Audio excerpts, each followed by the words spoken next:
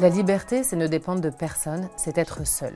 Et en effet, qui n'a jamais rêvé de tout plaquer pour se retrouver sur une île déserte? Du Bouddha à Lady Gaga, qu'on soit une star ou un anachorète, nous caressons tous cette douce illusion que l'herbe serait plus verte ailleurs et que nous serions en effet d'autant plus libres si on ne dépendait de personne. Mais cette liberté d'indépendance est néanmoins le degré le plus faible de liberté. Car si on est seul sur notre île, nous encourons alors le risque de devenir esclaves non seulement de notre nature, mais encore de la nature. Car une liberté qui ne dépendrait de personne en viendrait à se perdre jusqu'à nous faire perdre la raison. C'est d'ailleurs ce que le roman mondialement connu Robinson Crusoe, rédigé par Daniel Foe, mais repris dans une version peut-être plus intéressante par Michel Tournier en 1967, intitulé Vendredi ou les limbes du Pacifique, nous laisse entendre. Dans ce roman existentiel, Michel Tournier fait l'expérience de l'effroyable solitude. Et en réalité, Robinson sans Vendredi en vient à perdre la raison. Non seulement il perd conscience, mais connaissance du monde, des autres, voire même de lui-même. Selon Michel Tournier, autrui serait la pièce maîtresse de mon univers. Sans Vendredi, Robinson n'est plus rien. Ainsi, une liberté qui ne dépendrait plus de personne serait tout au contraire la pire des aliénations, car Robinson finit par s'animaliser, se végétaliser. La liberté, ça n'est donc pas dépendre de personne, car si je ne dépends de personne, alors je ne dépends que de moi-même. Or, l'homme est cet animal le plus nu et dénudé qui, dans la nature, se retrouve inéluctablement dépendant de la nature.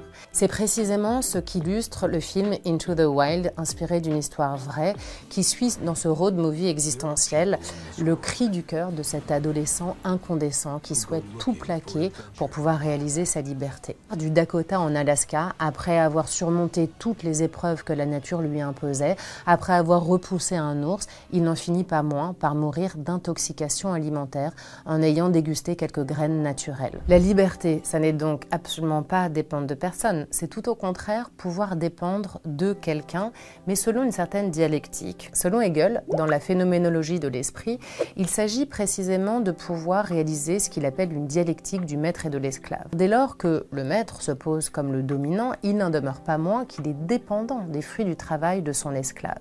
Ainsi, le maître devient l'esclave de son esclave et réciproquement, l'esclave, lui, devient le maître. Le propre de la liberté, ça n'est donc pas dépendre de personne, mais tout au contraire, tendre vers un équilibre dans cette dialectique du maître et de l'esclave pour pouvoir gagner sa liberté grâce et à travers l'autre, sans pour autant se réduire en esclavage. Pour un grec, il n'y a aucun sens à penser la liberté comme ma liberté, comme une citadelle intérieure qui viendrait s'opposer à la liberté d'autrui. La liberté n'a de sens que à travers l'autre et non pas du tout seulement pour moi-même. Ainsi, il s'agit de renverser notre préjugé.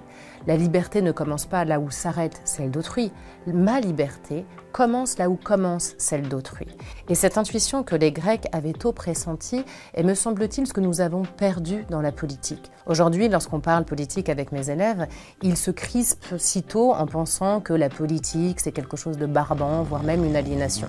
Alors que tout au contraire, pour un Grec, la politique, c'est la raison même d'être de la liberté.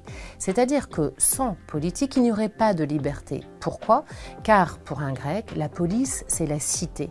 Ainsi, ce n'est qu'à partir du moment donné où on vit dans la cité qu'on peut faire l'épreuve de notre propre liberté, si bien que Hannah Arendt ait cette phrase magique, la raison d'être même de la politique, c'est la liberté, et son champ d'expérience, l'action. Ainsi, à tous mes élèves qui prétendent ne pas vouloir voter, c'est eux-mêmes alors qui confisquent leur liberté, car ne pas faire usage de sa liberté de voter, c'est en soi confisquer sa propre liberté.